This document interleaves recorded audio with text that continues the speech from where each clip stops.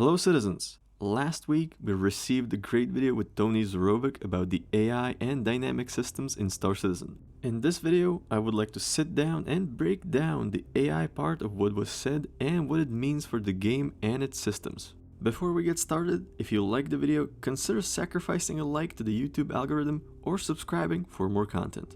So, as a software developer, the inner mechanics of the verse and its programming are fascinating for me, and this includes the tools that CIG make from scratch to help them monitor and control the verse.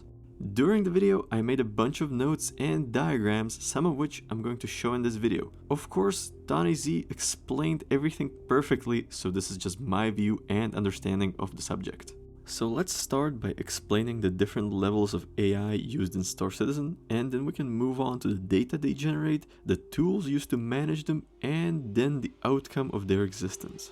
So at the highest level we have the Subsumption AI, which is the NPCs you see and interact with around the verse. This is the highest level of AI we have, and thus it takes the most resources to operate. This is because along with the AI logic, it needs to run a lot of interaction logic to operate within the physical universe. Also, Subsumption AI runs directly on the game server. This is presumably to decrease latency. However, this also means the more Subsumption AI we have, the worse the performance. What's important to note is that Subsumption AI only exists when a player is nearby. If there are no players nearby, the NPC will either pause, which is the case for most station staff, or it downgrades to virtual AI.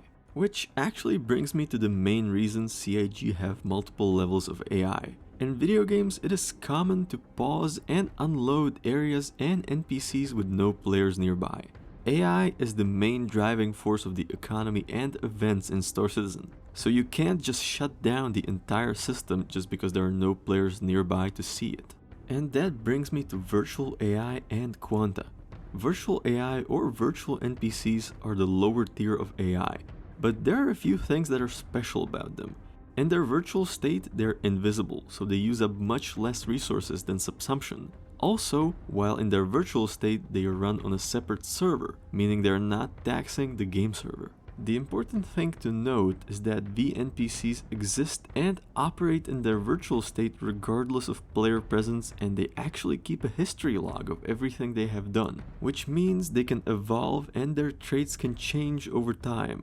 They can even evolve to become major elements of the verse, such as pirate warlords and master traders or mission givers. But the most important part is that they can transition to a Subsumption AI and back whenever it is needed. Meaning that if a player comes near a VNPC, it will transition into Subsumption and move on to the game server. And once the player leaves, it will return back to being virtual and move back off to the virtual AI server. The interesting thing about VNPCs is that they trigger probability volumes just like players. This means they can generate random encounters and missions throughout their lifetimes. What's not yet clear is how are VNPCs created, but so far it seems they're created manually to give more life to the environment. But moving forward, that might change or get cleared up. So now we move on to the lowest and largest level of AI, which is Quanta. Quanta are the true invisible driving force of the verse. Quanta are very small, lightweight AI workers. They operate on a separate service over a shadow copy of the verse we fly in. This means that we can have a lot of them and it won't affect the game performance in any way. Quanta make decisions based on values of their traits and what proficiencies they have. They probably do this based on some kind of a mathematical model rather than a full-blown AI logic to save resources, but it's hard to tell from what we know so far.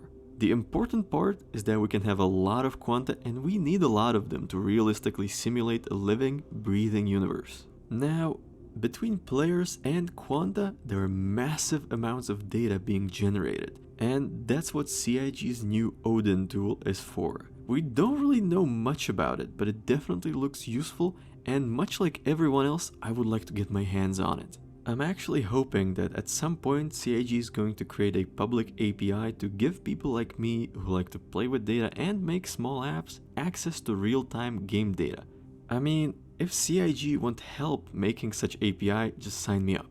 But this actually brings me to the last thing I wanted to talk about, which is probability volumes and ephemeral AI. In simplest possible terms, probability volumes represent the likelihood of a certain encounter in a certain area. This probability is calculated from some initial input settings, as well as player actions and events, and they serve as another tool to make the verse feel more dynamic. Probably the most important consequence of probability volumes is the ephemeral AI, which for me stands outside the AI hierarchy because it only exists for a very short time and has fairly limited consequences on the player.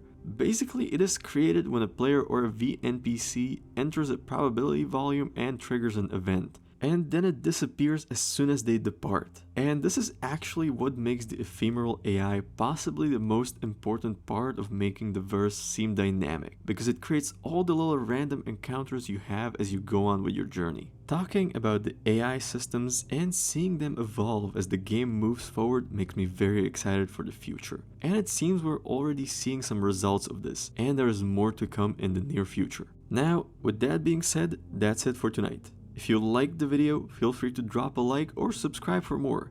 If you have any questions, drop them in the comments. Fly safe, don't mess with the AI, and I will see you in the verse.